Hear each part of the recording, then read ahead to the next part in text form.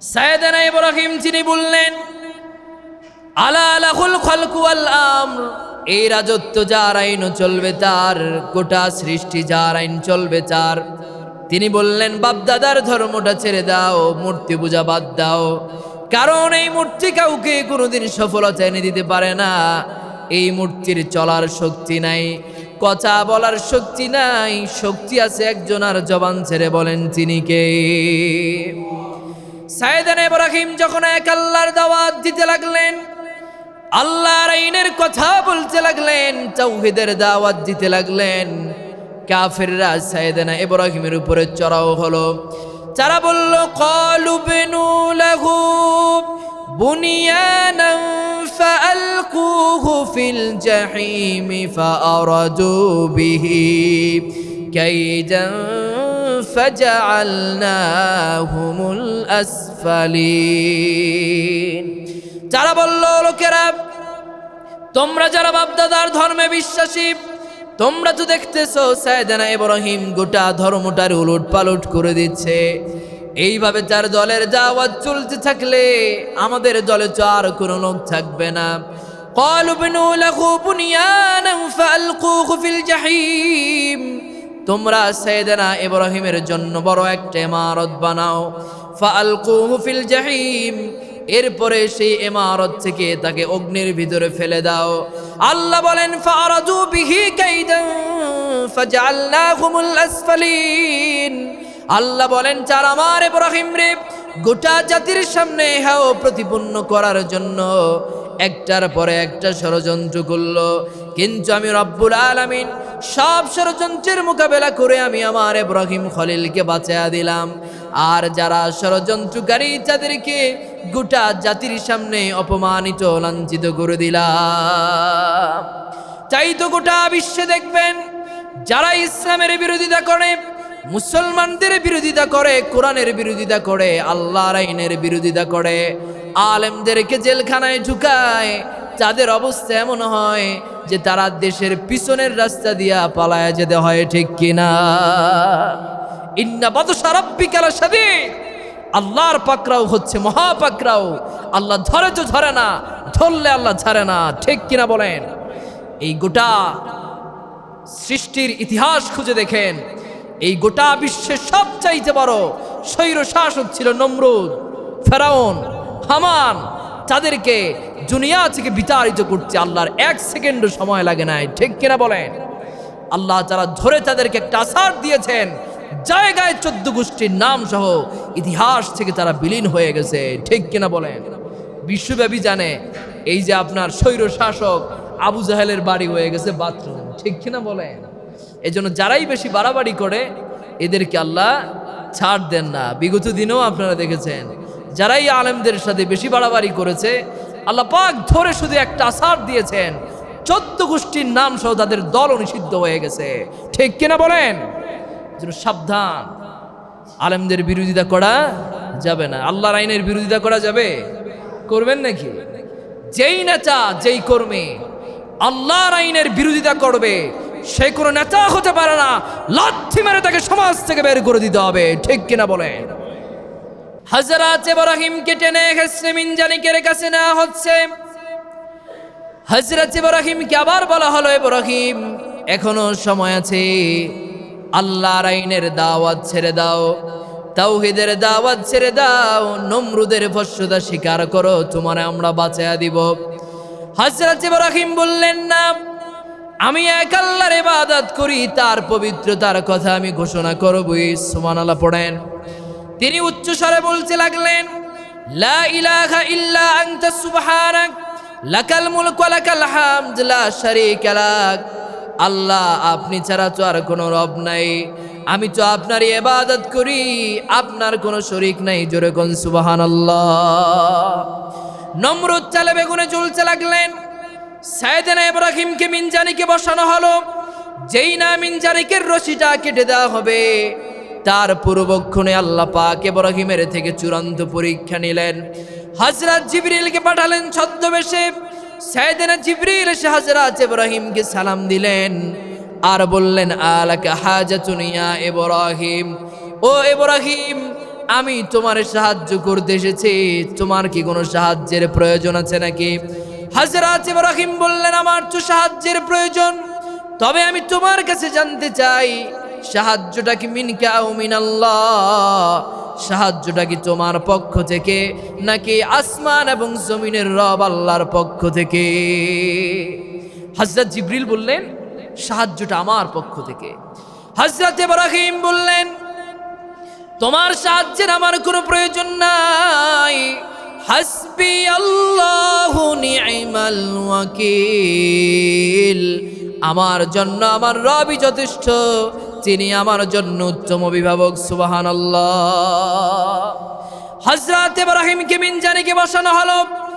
যেই না মিনজানিকের রশিটা কেটে দেওয়া হবে, তার পূর্বক্ষণে আল্লাহ পাক আগুনকে অর্ডার করলেন, ইয়া নারু কুনি বারদান ওয়া সালামান আলা ইব্রাহিম, ও আগুন তুমি আমার ইব্রাহিমের জন্য প্রশান্তিদায়ক ঠান্ডা হয়ে যাও। সুবহানাল্লাহ। হযরত ইব্রাহিমকে আগুনে ফেলবে, ফেলার আগেই আল্লাহ তাআলা জ্বলন্ত আগুনকে জান্নাতের বাগান বানায়া দিয়েছেন। সুবহানাল্লাহ পড়েন। হযরত ইব্রাহিমকে এবার আগুনের ভিতরে নিক্ষেপ করা হলো। তিনি যাকে বাবা বলতেন, আজহার, তিনি হযরত ইব্রাহিমের মানে কষ্টের চিত্র দেখার জন্য বিশাল এক পাহাড়ের উপরে উঠছেন, যে হযরত ইব্রাহিম রে এত কথা বললাম আমাদের ধর্ম গ্রহণ করার জন্য, সে তো গ্রহণ করলো না, এবার তো তারা আগুনে ফেলা হয়েছে, কেমন যে মজা পাইতেছে একটু দেখব। উঠছে বিশাল এক পাহাড়ের উপরে, উঠে দেখে আগুন তো আর আগুন নাই, জান্নাতের এক বাগান হয়ে গেছে। আল্লাহু আকবার পড়েন। আজহার চিৎকার করে বলতে লাগলেন, আগুন তো আর আগুন নাই, জান্নাতের এক বাগান হয়ে গেছে। আজহার চিৎকার করে বললেন, নি'মার রাব্বু রাব্বুকা ইয়া ইব্রাহিম, ও ইব্রাহিম কত সুন্দর তোমার রব আর তোমার রবের ব্যবস্থাপনা। আমরা তোমার আগুনে ফেললাম, আর তোমার রব আল্লাহ তাআলা জ্বলন্ত আগুনটারে জান্নাতের বাগান বানায়া দিয়েছেন। সুবহানাল্লাহ। হযরত ইব্রাহিমকে আল্লাহ তাআলা তৎকালীন সময়ের স্বৈর শাসক নমরুদের যত ধরনের ষড়যন্ত্র আছে সব ষড়যন্ত্রের মোকাবেলা করে আল্লাহ তাআলা হযরত ইব্রাহিমকে বাঁচায়া দিলেন। সুবহানাল্লাহ পড়েন। ইন্নাল হামদালিল্লাহিল আকরামিল্লাযী খালাকাল ইনসান وكرم وعلمه من البيان ما لم يعلم فسبحان الذي لا يحصى امتنانه باللسان ولا بالقلم نشهد أن لا إله إلا الله وحده لا شريك له ونشهد أن سيدنا وحبيبنا ومولانا محمدا عبده ورسوله الذي أرسله بالحق بشيرا ونذيرا وداعيا إلى الله بإذنه وسراجا وقمرا منيرا أما بعد فقد قال الله تعالى في كلامه المجيد وبرهانه التوحيد সকল জবান খুলে পুরো সচিত কণ্ঠে ঈমান দীপ্ত আওয়াজে আমার সঙ্গে পড়ুন আউযু أعوذ بالله من الشيطان الرجيم بسم الله الرحمن الرحيم إن الله وملائكته يصلون على النبي يا أيها الذين آمنوا صلوا عليه وسلموا تسليما اللهم صل على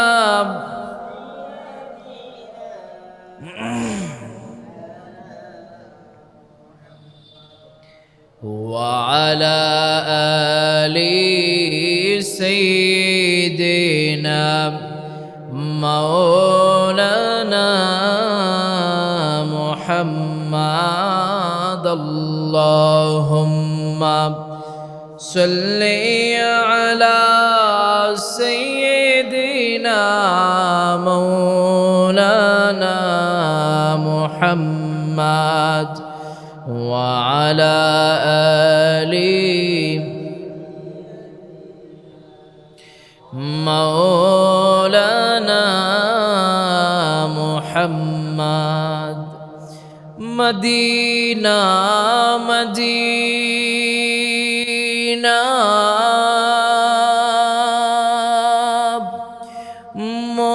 मोमिनों की गुनगुना है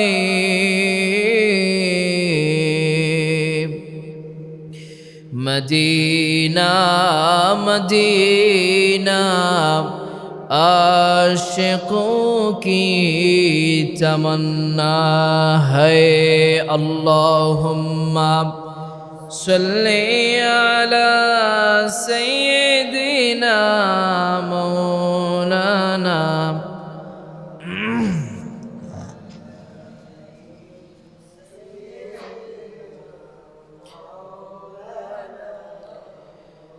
बलगल उला बिकमालिह कशफत तुजा बिजमालिह हसनत जमीउ खिसालिह सल्लु अलैहि व आलिहि 14 গ্রাম মুন্সিরহাট মেশতলা উত্তরপাড়া বাইতুল আমান জামে মসজিদ উপস্থিত জাতির শ্রেষ্ঠ সন্তান হযরত উলামায়ে কেরাম তোলাবায়ে ইলম ইসলাম প্রিয় কোরআন প্রিয় তাওহীদ প্রিয় সম্মানিত দ্বীনি ভাইয়েরা মাইকের সাউন্ড যত দূর পর্যন্ত যায় দূর দূরান্ত থেকে পর্দার অন্তরাল থেকে আমাদের আজকের আলোচনা শ্রবণরতা বহুগুণে গুণান্বিতা সম্মানিতা শ্রদ্ধেয়া মা এবং বোনেরা আমরা সর্বপ্রথম মহান মুনিবের দরবারে শুকর গুজার হচ্ছি যে মহান রব আজকের এই মোবারক জুমাতে আপনাকে আমাকে কবুল করেছেন এজন্য আপনারা খুশি না বেজার যে মহান রব এই ইহসান করলেন ইরহাম করলেন তার আনলিমিটেড মার্সি দয়ার ভিতরে আপনাকে আমাকে আবদ্ধ করলেন সে মহান মুনিবের দরবারে জবান খুলে পুরো সচিত কণ্ঠে ঈমান দীপ্ত আওয়াজে আমরা কালিমাতুশ শুকুর আদায় করে নিচ্ছি সবাই পড়েন আলহামদুলিল্লাহ সবাই পড়েন রব্বানা লাকাল হামদ হামদান কাসীরান طيبا مباركا فيه يا ربي لك الحمد كما ينبغي লিজালালি ওয়াজহিকা ওয়া আযীমি সুলতানিক। লক্ষ কোটি দুরূদ ও সালাম পেশ করছি নবিয়ুনা ওয়া শাফিউনা মুহাম্মদ। সবাই পড়েন সাল্লাল্লাহু আলাইহি ওয়া আলিহি ওয়াসাল্লামের প্রতি। হাজিরিন, এই ছিল আমার ভূমিকা। আমার কথা বুঝতে অথবা শুনতে আপনাদের কোনো অসুবিধা হচ্ছে না তো? ক্লিয়ার বোঝা যায়? প্রিয় ভাই সব, আমরা প্রতিটি জুমায় গুরুত্বপূর্ণ এক একটি আয়াত কিংবা বিষয়কে সামনে রেখে আমরা কোরআন সুন্নাহর নির্ভরযোগ্য কথা বলবার এবং শুনবার জন্য চেষ্টা করে থাকি। সেই ধারাবাহিকতায় আমরা আজকে কথা শুনব কোরআন আল কারীমের অন্যতম সূরা আল বাকারা এর 124 নম্বর আয়াতি কারীমা থেকে। কত নম্বর আয়াত বাবা? 124 নম্বর আয়াত। কোন সূরা? সূরা বাকারা। এই আয়াতে আল্লাহ তাআলা আমাদের ধর্মীয় পিতা, জাতির পিতা হযরত ইব্রাহিম আলাইহিস সালামের পরীক্ষার ব্যাপারে বলেছেন।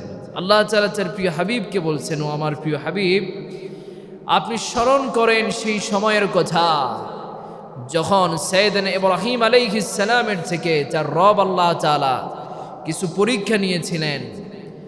সাইয়েদনা ইব্রাহিম আলাইহিস সালাম প্রত্যেকটি পরীক্ষায় কৃতিত্বের সাথে উত্তীর্ণ হয়েছেন। আল্লাহ তাআলা হযরত ইব্রাহিমকে ডেকে বললেন, ক্বালা ইন্নী জাঈলুকা লিন-নাসি ইমামা। ইব্রাহিম, আমি তোমাকে গোটা মানব জাতির জন্য নেতা বানায়া দিলাম। সুবহানাল্লাহ পড়েন। সাইয়েদনা ইব্রাহিম আলাইহিস সালামের থেকে আল্লাহ তাআলা কি এমন পরীক্ষা নিয়েছেন যে পরীক্ষায় উত্তীর্ণ হওয়ার কারণে আল্লাহ তাআলা তাকে উম্মার নেতা বলে ঘোষণা করেছেন। সেই পরীক্ষাগুলোর ব্যাপারে আমাদের জানার দরকার আছে না নাই? আজকের জুমাতে আমরা সাইয়েদনা ইব্রাহিম আলাইহিস সালামের থেকে আল্লাহ তাআলা বড় বড় 10টি পরীক্ষা নিয়েছেন। এই পরীক্ষাগুলোর ব্যাপারে আমরা জানবার চেষ্টা করব। বিমাশিয়াতিল্লাহ, বিইذنিল্লাহ, বিফদলিল্লাহ। সবাই পড়েন আল্লাহুম্মা আমিন। রব্বুল আলামিন বলেন, وَإِذِ ابْتَلَى إِبْرَاهِيمَ رَبُّهُ بِكَلِمَاتٍ فَأَتَمَّهُنَّ قَالَ إِنِّي جَاعِلُكَ لِلنَّاسِ إِمَامًا قَالَ وَمِنْ ذُرِّيَّتِي قَالَ لَا يَنَالُ عَهْدِ الظالمين। জোরে বলুন আল্লাহু আকবার। রব্বুল আলামিন তার প্রিয় হাবিবকে বলছেন, ও আমার প্রিয় হাবিব, আপন দোস্ত মুহাম্মদুর রাসূলুল্লাহ সাল্লাল্লাহু আলাইহি ওয়া আলিহি ওয়াসাল্লাম, আপনি স্মরণ করুন সেই সময়ের কথা যখন সাইয়েদনা ইব্রাহিম আলাইহিস সালামের থেকে তার রব আল্লাহ তাআলা কতগুলো পরীক্ষা নিয়েছিলেন। বাক্যের মাধ্যমে, শব্দের মাধ্যমে সাইয়েদনা ইব্রাহিম আলাইহিস সালাম প্রত্যেকটি পরীক্ষায় উত্তীর্ণ হয়ে গেলেন। রব্বুল আলামিন সাইয়েদনা ইব্রাহিম আলাইহিস সালামকে ডেকে বললেন, ইন্নী জাঈলুকা লিন-নাসি ইমামা। জোরে বলুন আল্লাহু আকবার। আল্লাহ পাক হযরত ইব্রাহিমকে ডেকে বললেন, ও ইব্রাহিম, আমি তোমাকে গোটা মানব জাতির জন্য নেতা বানায়া দিলাম। সুবহানাল্লাহ। হযরত ইব্রাহিম তিনি আল্লাহর কাছে জানতে চাইলেন, ক্বালা ওয়া মিন যুররিয়াতি, আল্লাহ, এই নেতৃত্বের সৌভাগ্য এটা কি আমার বংশধররাও পাবে? আল্লাহ পাক বললেন, ক্বালা লা ইয়ানালু আহদিজ জালিমিন। ইব্রাহিম, জেনে রাখো, আমি আল্লাহর পক্ষ থেকে কখনো নেতৃত্বের সৌভাগ্য জালিমদের কাছে পৌঁছবে না। সুবহানাল্লাহ পড়েন। প্রিয় ভাই সব, সাইয়েদনা ইব্রাহিম আলাইহিস সালাম তিনি তার জীবদ্দশায় আল্লাহ তাআলার অসংখ্য পরীক্ষার সম্মুখীন হয়েছেন। তবে ইতিহাসের কিতাব নিয়ে রিসার্চ করলে দেখা যায় আল্লাহ তাআলা হযরত ইব্রাহিম আলাইহিস সালামের থেকে বড় বড় 10টি পরীক্ষা নিয়েছেন। কয়টা পরীক্ষা বাবা? 10টা পরীক্ষা নিয়েছেন। হযরত ইব্রাহিম আলাইহিস সালাম যখন ছোট ছিলেন তখন থেকে আল্লাহ তাআলা তার থেকে পরীক্ষা নেওয়া শুরু করেছেন।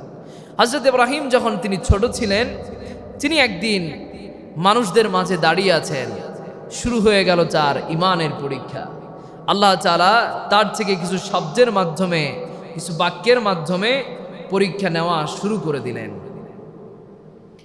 আল্লাহ তাআলা হযরত ইব্রাহিম আলাইহিস সালামের থেকে এই সময়ে জ্ঞানের পরীক্ষা নিলেন, আকলের পরীক্ষা নিলেন। আপনারা আমার কথা ক্লিয়ার বুঝতেছেন বাবা? সেই কথাই আল্লাহ রাব্বুল আলামিন কোরআনে তুলে ধরলেন। فلما جن عليه الليل رأى كوكبا قال هذا ربي فلما أفل قال لا أحب الآفلين আল্লাহ রাব্বুল আলামিন বলেন, রাত যখন হযরত ইব্রাহিমকে আচ্ছন্ন করে ফেলল, হযরত ইব্রাহিম আকাশ পানে তাকিয়ে তিনি নক্ষত্র দেখলেন। নক্ষত্র দেখে বললেন, হাদা রব্বি, এটাই তো আমার রব। এই নক্ষত্র যখন মেলানো হয়ে গেল, হযরত ইব্রাহিম বললেন, যেই জিনিসের ক্ষমতা কমে যায়, হ্রাস পায়, এরকম অপরিপূর্ণ কোন সত্তাকে হযরত ইব্রাহিম কোশ্চিনকালেও রব মানতে পারে না। সুবহানাল্লাহ পড়েন।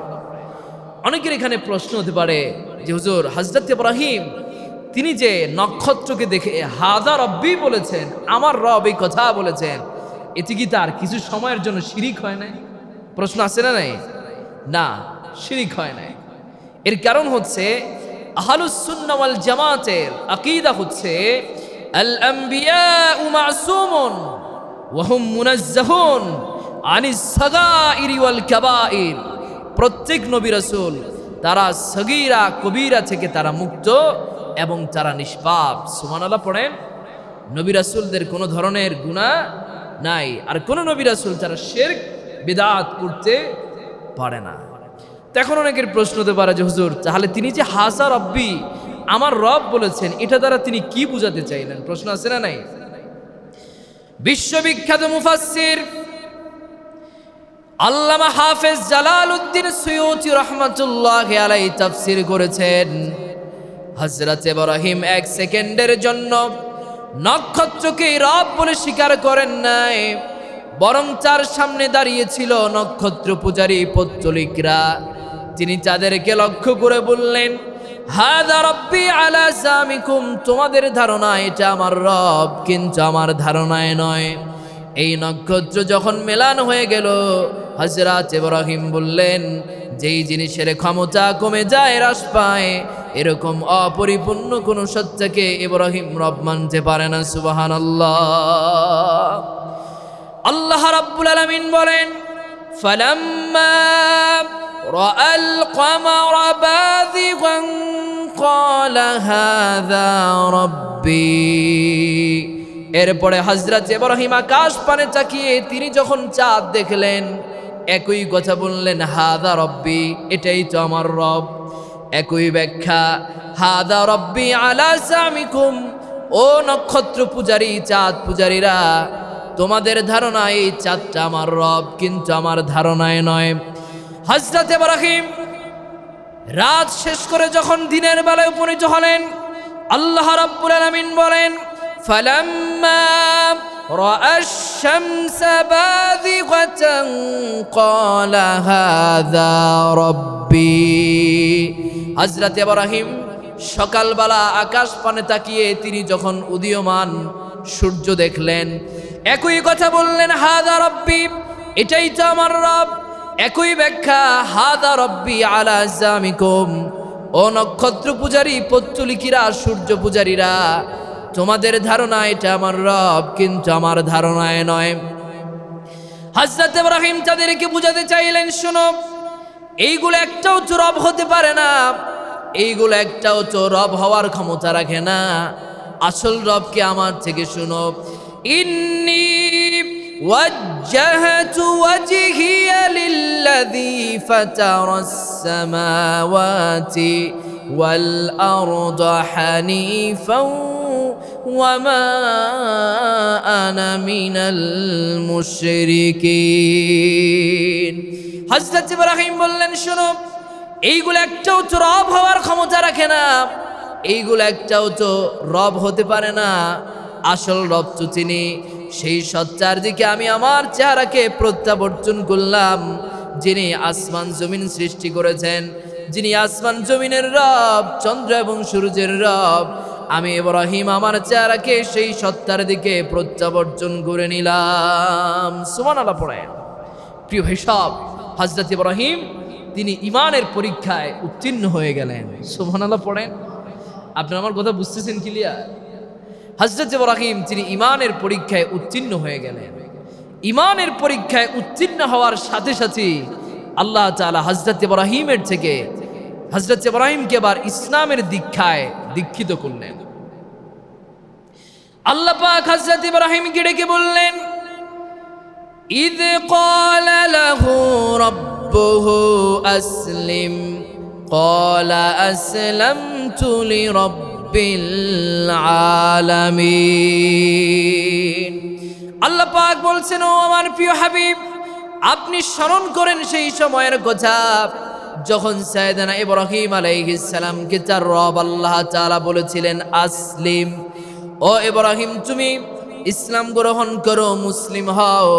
হযরত ইব্রাহিম কোন ধরনের কথা ছাড়া, যুক্তি ছাড়াই বললেন, আসলামতু লিরাব্বিল আলামিন, আমি ইব্রাহিম ইসলাম গ্রহণ করলাম এবং পরিপূর্ণ আত্মসমর্পণ করে নিলাম। সুবহানাল্লাহ পড়েন।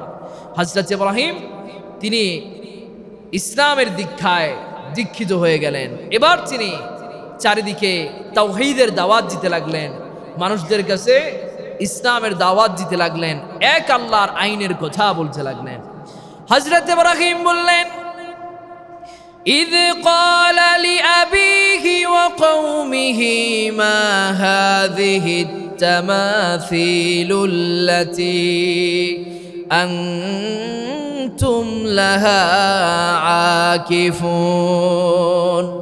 হযরত ইব্রাহিম যাকে বাবা বলছেন আজার, যাকে এবং তার কওমের লোকদেরকে ডেকে বললেন, তোমরা এতটাই নির্বোধ হয়ে গেছো, তোমরা হাতে বানানো কতগুলো মূর্তির পূজা করেছো, এইগুলো একটাও তো রব হতে পারে না।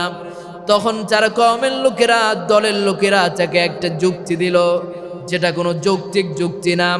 তারা বলল, ক্বালু ওয়াজাদনা আবাআনা লাহা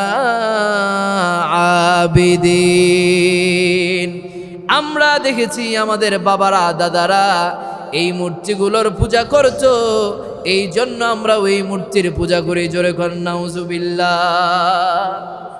হযরত ইব্রাহিম যাদেরকে ডেকে বললেন, দেখো এইগুলো একটাও তো রব হতে পারে না, সবটাই তো শিরক এবং কুফর দিয়ে ভরা, সবটাই তো মিথ্যা, এইগুলোর ইবাদত করা যাবে না, এইগুলোর কোনো অস্তিত্ব নাই, সবটাই তো শিরক। ক্বালা বার রাব্বুকুম রাব্বুস সামাওয়াতি ওয়াল আরদিল্লাযী ফাতারাহুন, রব তো একমাত্র তিনি, যিনি আসমান জমিনের রব, চন্দ্র সূর্যের রব, আকাশের রব, তিনি তো তোমার এবং তোমাদের এবং আমাদের সবার রব। জোরে কোন সুবহানাল্লাহ। হযরত ইব্রাহিম তাদেরকে যুক্তি দিলেন, পরামর্শ দিলেন, বুদ্ধি দিলেন, কিন্তু তারা কোনো কথাই তো মানতে রাজি না। আমাদের দেশেও দেখবেন একদল মানুষ আছে, দেখবেন যারা কোনো যুক্তি কিংবা কোনো কথাই যারা মানতে চায় না, তারা বাপদাদার ধর্মে বিশ্বাসী, আছে না নাই?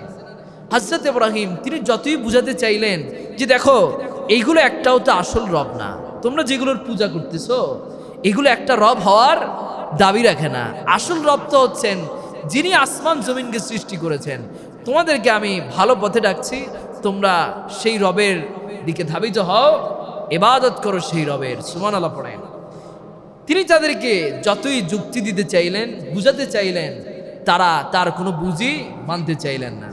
হযরত ইব্রাহিম স্পষ্ট ঘোষণা দিলেন, ওয়াতাল্লাহি লাআকিদান্না আসনামাকুম বা'দা আন تولوا مدبرين হযরত ইব্রাহিম তিনি স্পষ্ট ঘোষণা করে দিলেন, আল্লাহর কসম করে বলি, তোমরা বাড়ি যাবার সাথে সাথে আমি তোমাদের এই খোদা নামের বেহুদাগুলোর ব্যাপারে চরম পন্থা অবলম্বন করব। সুবহানাল্লাহ।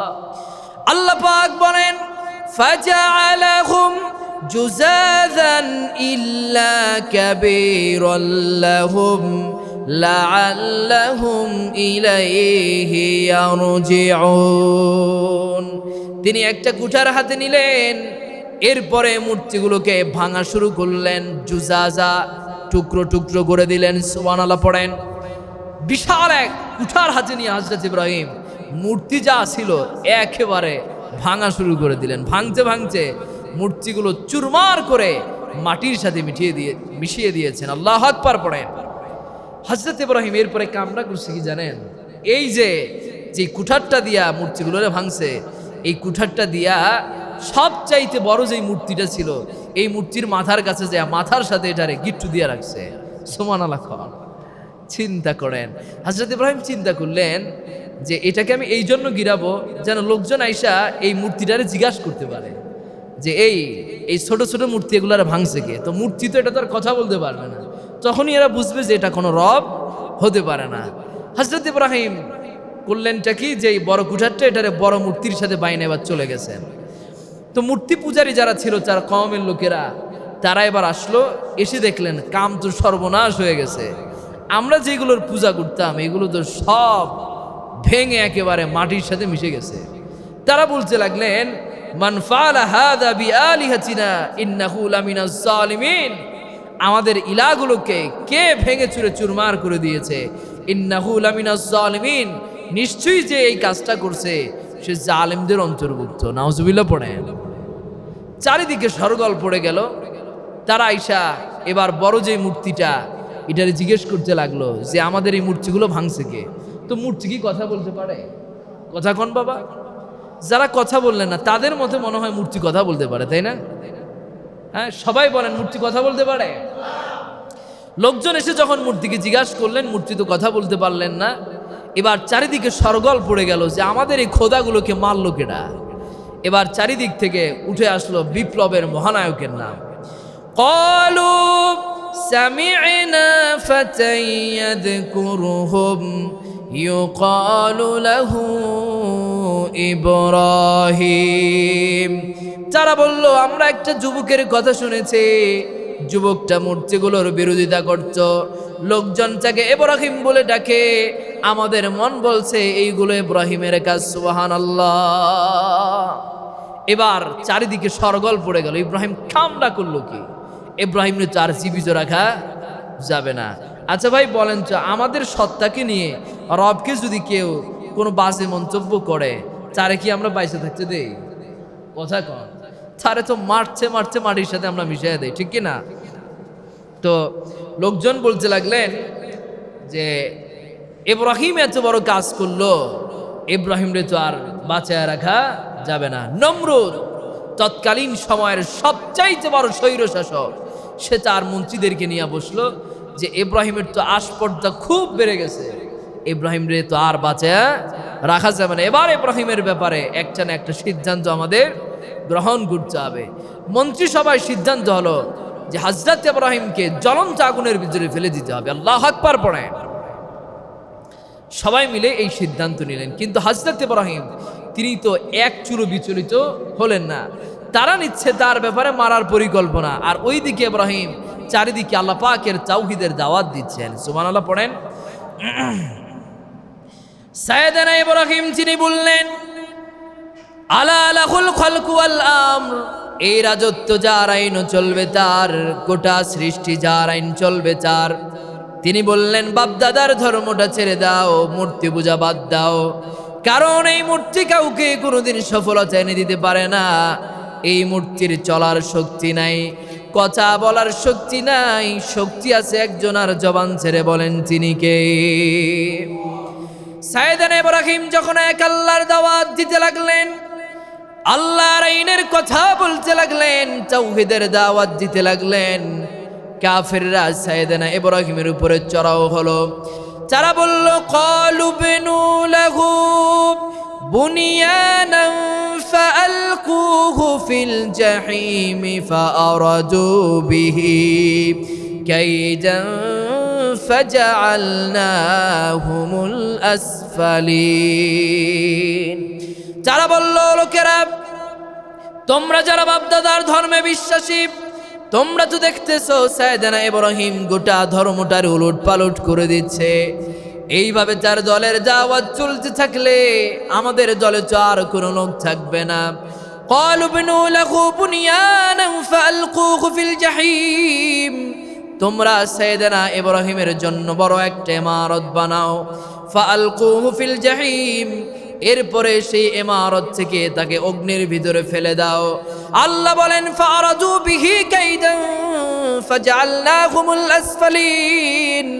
আল্লাহ বলেন যারা আমার ইব্রাহিম রে গোটা জাতির সামনে হাও প্রতিপন্ন করার জন্য একটার পরে একটা ষড়যন্ত্র করলো, কিন্তু আমি রব্বুল আলামিন সব ষড়যন্ত্রের মোকাবেলা করে আমি আমার ইব্রাহিম খলিলকে বাঁচিয়ে দিলাম। আর যারা ষড়যন্ত্রকারী তাদেরকে গোটা জাতির সামনে অপমানিত লাঞ্ছিত করে দিলাম। তাই তো গোটা বিশ্বে দেখবেন যারা ইসলামের বিরোধিতা করে, মুসলমানদের বিরোধিতা করে, কোরআনের বিরোধিতা করে, আল্লাহর আইনের বিরোধিতা করে, আলেমদেরকে জেলখানায় ঢুকায়, তাদের অবস্থা এমন হয় যে তারা দেশের পিছনের রাস্তা দিয়া পালায়া যেতে হয়, ঠিক কিনা? ইন্না বাতশা রাব্বিকা লাশাদীদ, আল্লাহর পাকড়াও হচ্ছে মহাপাকড়াও। আল্লাহ ধরে তো ধরে না, ধরলে আল্লাহ ছাড়ে না, ঠিক কিনা বলেন? এই গোটা সৃষ্টির ইতিহাস খুঁজে দেখেন, এই গোটা বিশ্বের সবচাইতে বড় স্বৈর শাসক ছিল নমরুদ, ফেরাউন, হামান। তাদেরকে দুনিয়া থেকে বিতাড়িত করতে আল্লাহর এক সেকেন্ডও সময় লাগে নাই, ঠিক কিনা বলেন?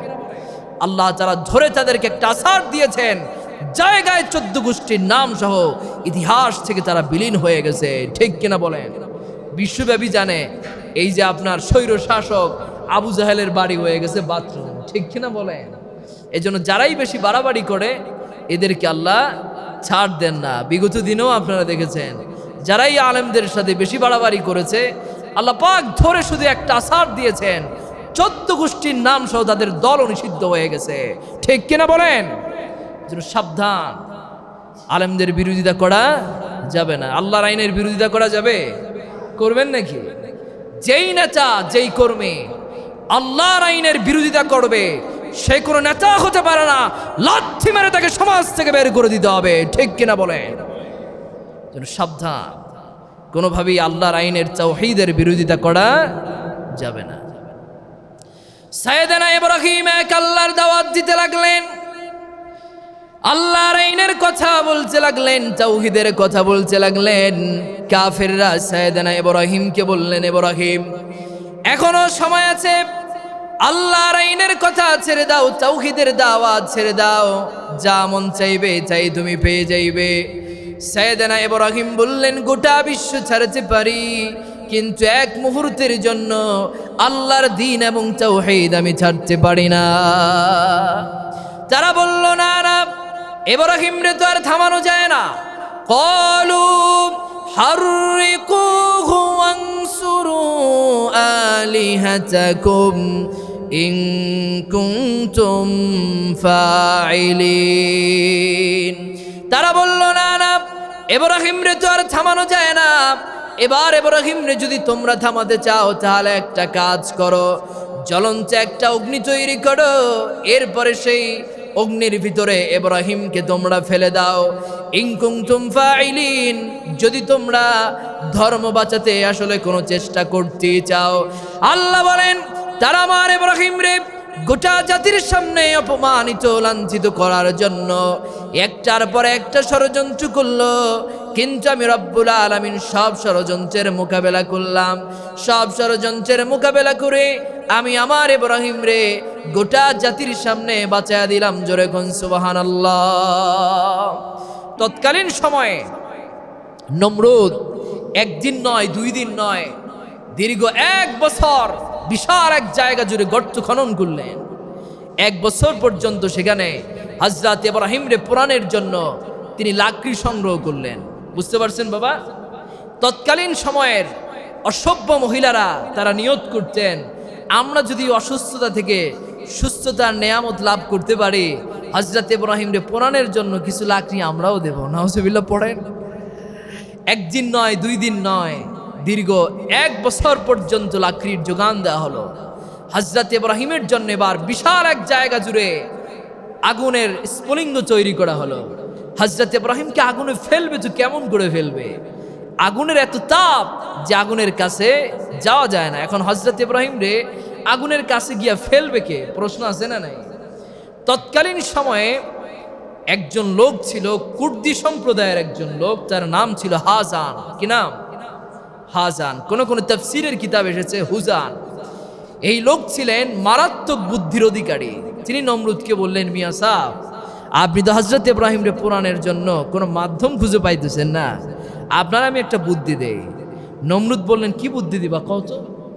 আমি আপনার একটা মিনজানিক, কোন কোন রিওয়ায়াতে এসেছে মানজানিক, যেটারে আমি মানজানিক কাঠের ক্ষেপণাস্ত্র অর্থাৎ কামান হিসেবে চিনে থাকি। এই পৃথিবীতে গোটা সৃষ্টিতে সর্বপ্রথম এই কামানের আবিষ্কারক হচ্ছে এই বেচারা। বুঝতে পারছেন? গুগলে সার্চ করলে আপনারা দেখবেন এটা হচ্ছে ওই যে আপনার যুদ্ধের সময় যে কামান ব্যবহার করে এই টাইপের। তো তিনি বললেন, নমরুদ, আপনাকে আমি এমন একটা কাঠের ক্ষেপণাস্ত্র মিনজানিক বানায়া দেই, এইটার উপরে আপনি হযরত ইব্রাহিমকে বসাবেন, উপর থেকে রশিটা কেটে দিবেন, হযরত ইব্রাহিম আগুনে পড়ে যাবে, এরপরে ধাউ ধাউ করে পুড়ে যাবে। নাউজুবিল্লাহ পড়েন। হযরত ইব্রাহিমকে টেনে এসে মিনজানিকের কাছে নেওয়া হচ্ছে। হযরত ইব্রাহিমকে আবার বলা হলো, ইব্রাহিম এখনো সময় আছে, আল্লাহর আইনের দাওয়াত ছেড়ে দাও, তাওহীদের দাওয়াত ছেড়ে দাও, নমরুদের ভস্মতা স্বীকার করো, তোমারে আমরা বাঁচায়া দিব। হযরত ইব্রাহিম বললেন, না, আমি এক আল্লাহর ইবাদত করি, তার পবিত্রতার কথা আমি ঘোষণা করবই। সুবহানাল্লাহ পড়েন। তিনি উচ্চ স্বরে বলতে লাগলেন, লা ইলাহা ইল্লা আনতা সুবহানাক লাকাল মুলকু ওয়া লাকাল হামদ লা শারীকা লাক। আল্লাহ, আপনি ছাড়া তো আর কোনো রব নাই, আমি তো আপনারই ইবাদত করি, আপনার কোনো শরীক নাই। জোরে কোন সুবহানাল্লাহ। নমরুদ চালে বেগুনে জ্বলতে লাগলেন। সাইয়েদনা ইব্রাহিমকে মিনজানিকে বসানো হলো। যেই না মিনজানিকের রশিটা কেটে দেওয়া হবে, তার পূর্বক্ষণে আল্লাহ পাক ইব্রাহিমের থেকে চূড়ান্ত পরীক্ষা নিলেন। হযরত জিবরিলকে পাঠালেন ছদ্মবেশে। সাইয়েদনা জিবরিল এসে হযরত ইব্রাহিমকে সালাম দিলেন আর বললেন, আলাকা হাজাতুন ইয়া ইব্রাহিম, ও ইব্রাহিম, আমি তোমার সাহায্য করতে এসেছি, তোমার কি কোনো সাহায্যের প্রয়োজন আছে নাকি? হযরত ইব্রাহিম বললেন, আমার তো সাহায্যের প্রয়োজন, তবে আমি তোমার কাছে জানতে চাই সাহায্যটা কি মিনকা ও মিনাল্লাহ? সাহায্যটা কি তোমার পক্ষ থেকে নাকি আসমান এবং জমিনের রব আল্লাহর পক্ষ থেকে? হযরত জিবরিল বললেন, সাহায্যটা আমার পক্ষ থেকে। হযরত ইব্রাহিম বললেন, তোমার সাহায্যের আমার কোনো প্রয়োজন নাই, হাসবি আল্লাহু নি'মাল ওয়াকিল, আমার জন্য আমার রবই যথেষ্ট, তিনি আমার জন্য উত্তম অভিভাবক। সুবহানাল্লাহ। হযরত ইব্রাহিমকে মিনজানিকে বসানো হলো। যেই না মিনজানিকের রশিটা কেটে দেওয়া হবে, তার পূর্বক্ষণে আল্লাহ পাক আগুনকে অর্ডার করলেন, ইয়া নারু কুনি বারদান ওয়া সালামান আলা ইব্রাহিম। ও আগুন, তুমি আমার ইব্রাহিমের জন্য প্রশান্তিদায়ক ঠান্ডা হয়ে যাও। সুবহানাল্লাহ। হযরত ইব্রাহিমকে আগুনে ফেলবে, ফেলার আগেই আল্লাহ তাআলা জ্বলন্ত আগুনকে জান্নাতের বাগান বানায়া দিয়েছেন। সুবহানাল্লাহ পড়েন। হযরত ইব্রাহিমকে এবার আগুনের ভিতরে নিক্ষেপ করা হলো। তিনি যাকে বাবা বলতেন, আজহর, তিনি হযরত ইব্রাহিমের কষ্টের চিত্র দেখার জন্য বিশাল এক পাহাড়ের উপরে উঠছেন, যে হযরত ইব্রাহিম রে এত কথা বললাম আমাদের ধর্ম গ্রহণ করার জন্য, সে তো গ্রহণ করলো না, এবার তো তারা আগুনে ফেলা হয়েছে, কেমন যে মজা পাইতেছে একটু দেখব। উঠছে বিশাল এক পাহাড়ের উপরে, উঠে দেখে আগুন তো আর আগুন নাই, জান্নাতের এক বাগান হয়ে গেছে। আল্লাহু আকবার পড়েন। আজার চিৎকার করে বলতে লাগলেন, আগুন তো আর আগুন নাই, জান্নাতের এক বাগান হয়ে গেছে। আজার চিৎকার করে বললেন, নি'মার রাব্বু রাব্বুকা ইয়া ইব্রাহিম। ও ইব্রাহিম, কত সুন্দর তোমার রব আর তোমার রবের ব্যবস্থাপনা।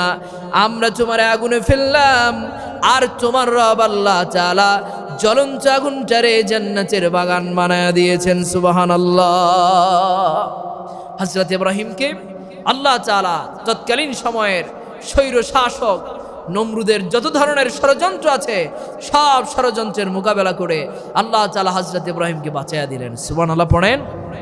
কোন রিওয়ায়াত প্রমাণ করে হযরত ইব্রাহিম একদিন নয়, 2 দিন নয়, 40 দিন এই জ্বলন্ত আগুনে ছিলেন। আরে ভাই, একটা শরীরের গোস্ত পূর্বে তো দূরের কথা, একটা পশম পর্যন্ত পুরো না। আল্লাহু আকবার পড়েন। হযরত ইব্রাহিমের থেকে আল্লাহ তাআলা বড় বড় যেই 10টি পরীক্ষা নিয়েছেন, তার ভিতরে এটি ছিল একটি পরীক্ষা। ইলকাহু ফিন্নার, তাকে জ্বলন্ত আগুনে নিক্ষেপ করা হয়েছে, সেই আগুন থেকে আল্লাহ তাআলা তাকে বাঁচিয়ে নিয়েছেন। সুবহানাল্লাহ পড়েন। এরকম আল্লাহ তাআলা তার থেকে অসংখ্য পরীক্ষা নিয়েছেন। এই শর্ট সময় আমি আর আপনাদেরকে কয়টার কথা বলবো? তার গোটা জীবনটাই ছিল পরীক্ষার জীবন।